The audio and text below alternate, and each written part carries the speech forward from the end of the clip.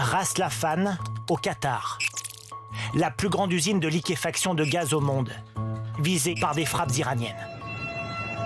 Pourquoi ces bombardements sur cette infrastructure stratégique menacent-ils l'approvisionnement énergétique d'une partie de la planète? Plus étendu que la Corse, voici un immense champ gazier. 51 milliards de mètres cubes de gaz que se partagent le Qatar, c'est la partie Northfield, et l'Iran, c'est la zone South Pars.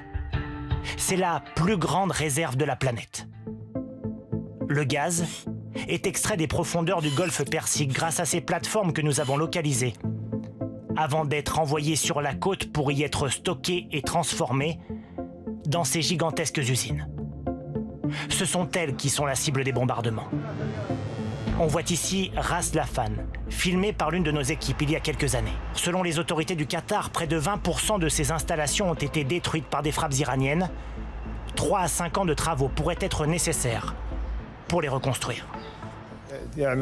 L'équipe travaille actuellement à évaluer les dégâts, mais cette attaque a des répercussions majeures sur les approvisionnements énergétiques mondiaux.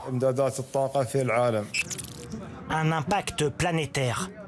Car si l'Iran destine essentiellement sa production de gaz à son marché intérieur, le Qatar, lui, en exporte l'immense majorité vers la Chine, la Corée du Sud, l'Inde ou l'Europe.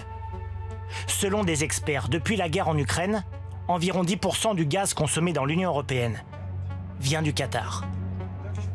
Quand il y a eu la guerre en Ukraine, on importait plus de gaz russe et du coup on a cherché d'autres fournisseurs, notamment nous Européens, et on s'est tourné entre autres vers le Qatar. Donc en fait on avait cette dépendance au gaz russe qu'on a troquée pour une dépendance entre autres au gaz qatari et qui aujourd'hui se retrouve à nouveau bloquée.